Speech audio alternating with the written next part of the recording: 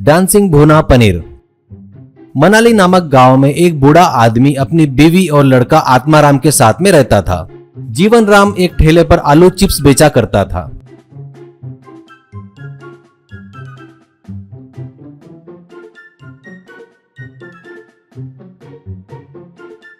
पहले वो सिगड़ी पर एक तवे पर रेती डालता, उसमें आलू को अच्छे से भूनता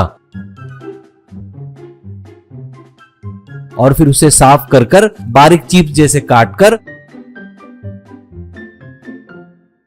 उस पर नमक मिर्च मसाले डालकर बेचता था। वो तेल में फ्राई नहीं करता था क्योंकि सेहत का वो काफी ख्याल रखता था। ये सोचकर लोग बड़े चाव से आते थे और खाते थे। जीवन राम का लड़का आत्माराम बहुत बुद्धिमान था।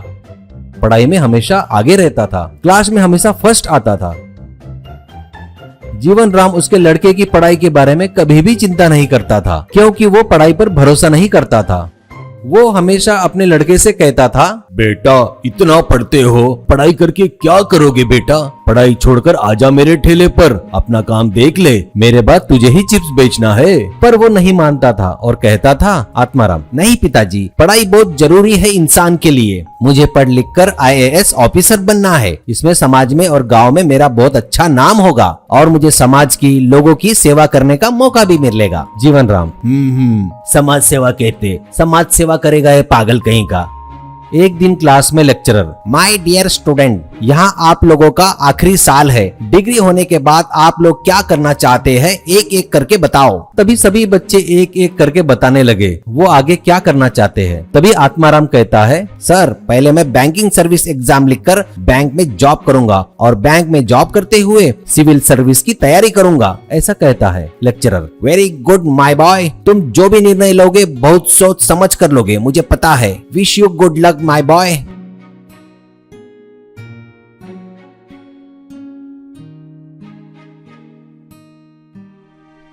आत्माराम अच्छी पढ़ाई करके एग्जाम अच्छा लिखता है और फर्स्ट क्लास में पास होता है और घर में आकर बताता है। तब पिताजी, फर्स्ट आया ठीक है, हमें बहुत खुशी हुई, पर आगे की पढ़ाई कराने की हिम्मत मुझ में नहीं है। कल आजा मेरे ठेले पर चिप्स बेचने। ऐसा कहता है। माँ, ये क्या कह रहे हो जी? बेटा इतने अच्छे मार्क्स लेकर फर्स्ट आया है और आप उससे ऐसे बात कर रहे हो। बच्चों को पढ़ाना माँ बाप की जिम्मेदारी होती है, ये मत भूलिएगा आप। पिताजी, हाँ पता है, जिम्मेदारी थी करके अब तक पढ़ाया मैंने, अब मुझसे नहीं होगा।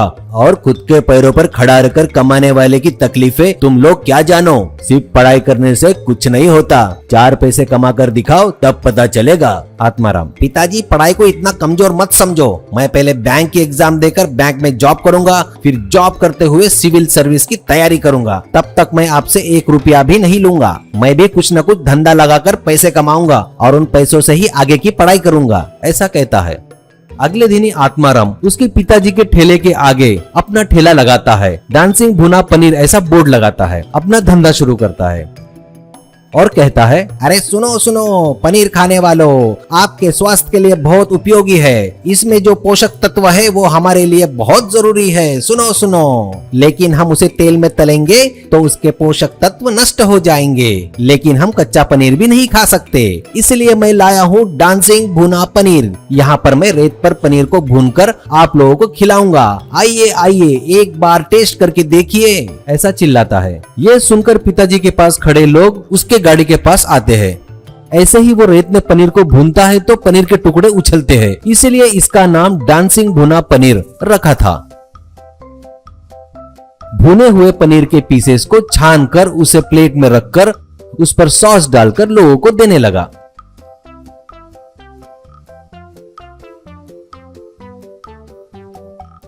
ये खाकर उसके स्वाद पर लोग फिदा हो गए और कहने लगे, जीवन राम जी, आपके आलू चिप्स से बहुत ज्यादा टेस्टी है ये पनीर। आपके लड़के ने तो माहौल कर दिया।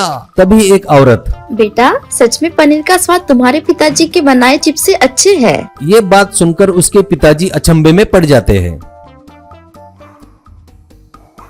ऐसे ही रोज पनीर बेचकर वो पैसे कमाता था और उन पैसे से बैंक की परीक्षा की पढ़ाई करके पास भी हो जाता है और उसे बैंक में जॉब भी मिल जाती है।